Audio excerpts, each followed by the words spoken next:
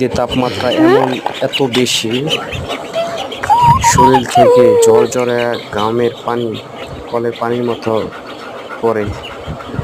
অনেক কষ্ট করে ছোট যে কাজটি করার চেষ্টা করতেছি, দেখেন প্রচুর পরিমাণ রোদ এবং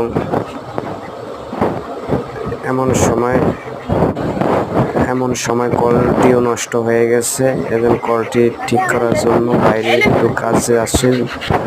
আমার শরীর থেকে ঝরঝরে ঘাম পড়তেছে গরমের তাপে। দেখেন কি পরিমাণ ঘাম আমার শরীরে। আল্লাহ কিভাবে যে যারা বাইরে কাজ করে কিভাবে যে কাজ করবে